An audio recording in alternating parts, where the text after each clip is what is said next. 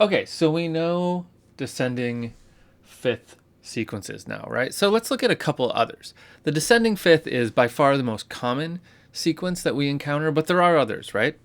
Um, let's start with a fairly uncommon one. This is one that you might expect to see a lot, because if we have descending fifths a lot, then it makes sense that we would see ascending fifths a lot, but we really don't.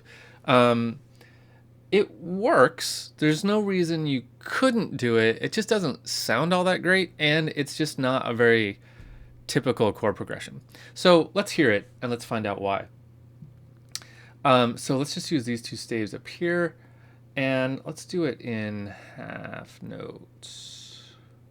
Okay, so what would it be? So, oops, I'm still in 3/8.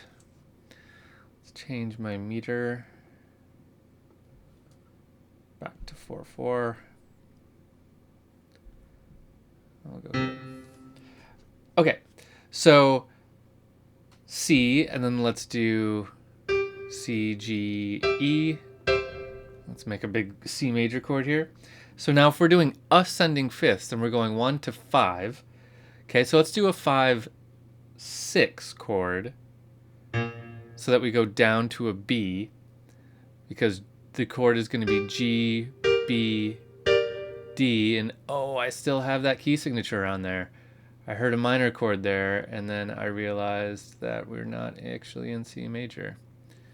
So let's change that and take that note up to a natural. Okay, so ignore that natural. There we go. There. Okay. 1/5. 5/6, actually. Okay, so you get why that's a 5/6. We have a 5 chord, right?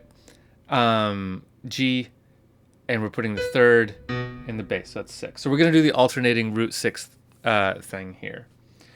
So now we need a fifth above 5, which is what, if you think about it, while I get my notes handy here, it's actually a 2 chord.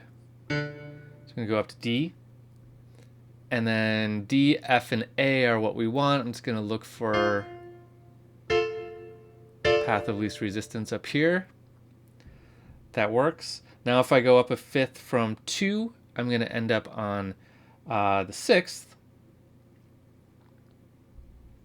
which is an A minor chord, and I'm going to do a 6 first inversion, so a 6/6, as we say. So that's going to put a C in the bass, like that. And then I need an A, C, E. Let's do C, E, A, like that. If I go up a 6 from there, from the 6th, or sorry, go up a fifth from the 6th. Ugh, this is giving me a headache. I get to a 3 chord. So that's an E. So I'm going to go here, and then E, G, B looks pretty fine. And then I go up a 6th from, or sorry, gosh, a 5th from the 3rd.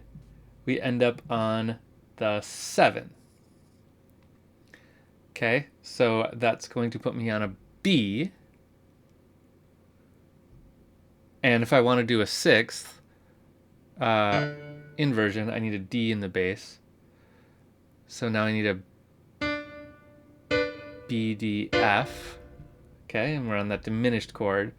So a diminished 6 here. So now if I go up a fifth from here, I get to a 4. So let's go up to an F. Let's do F, A, C. And now I get to a 1. Now, in order for this to really work, we have to cheat a little bit. So I'm going to do root position on these last 2 chords. Okay, now what typically happens when you do an ascending fifth, which is not typical, is often we leave off the F chord, because what we have here is a 4-1 cadence at the end of the sequence, which is not a super strong cadence. It's a plagal cadence, it's fine, but it's not a real strong cadence.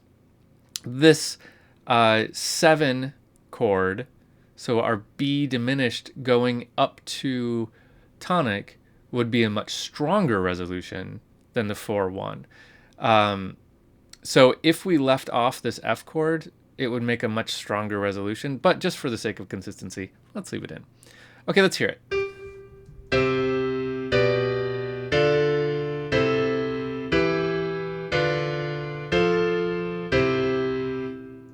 Right, it sounds fine.